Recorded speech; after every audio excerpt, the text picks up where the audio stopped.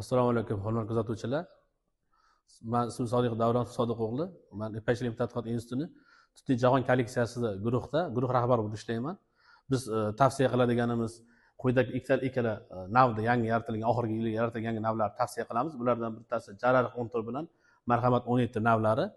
Bu navlarni o'sha navli nimada avtorlik guvohnomalar olingan.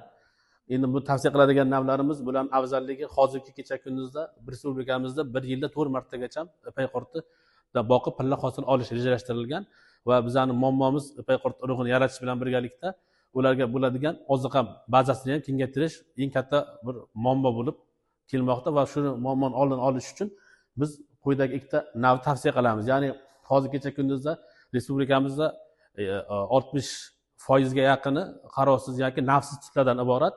Biz shuni bosqich-bosqich navli tutlarga almashtirish rejalashtirilmoqda. Ishlarni amalga oshirish va buning uchun biz mana ikkita tavsiya qiladigan navlarimiz Jarariq 14 bilan Marhamat 17 navlarini tavsiya qilyapmiz. Buning uchun masalan hozirgi kundagi oziq-ovqat plantatsiya hisoblaydigan bo'lsak, 4 metrga 0,5 sxemada ekilgan plantatsiyamizda 1 gektarida uzog'i bilan 7-8 kilogramm 8 tonnagacha tuzbarik olinadigan bo'lsa, bizni tavsiya qiladigan ikkita navimizga Jarariq 14 navimizga 1 gektarida 15-18 tonnagacha tuzbarigi olish mumkin va Marhamat navimizga keladigan bo'lsak, 1 gektarida ya'ni 4 ga 0,5 sxemada ekilgan 1 gektar plantatsiyamizda 20-30 tonnagacha tuzbarigidan olishimiz mumkin va bu o'z-o'zidan ma'lumki, hozirgi kunda 1 gektarga boqadigan 3-4 qutini o'rniga ko'proq, ya'ni 3-4 barobar ko'proq ipay qurti boqish, parvarish qilish imkoniyati bor.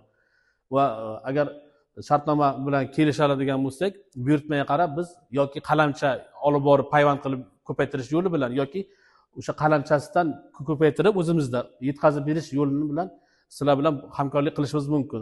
Payvand qilish yo'llari mana kurtak payvand va iskana payvand bo'ladi. Mana shu payvand qilish yo'llari bilan qalamcha erta bahorda olib qo'yib, o'sha mavsum davomida sizlar bilan nimaga qarab, buyurtmaga qarab borib o'sha payvand qilib shunaqa plantatsiyalarni ko'paytirish berishimiz mumkin. E'tibor uchun rahmat.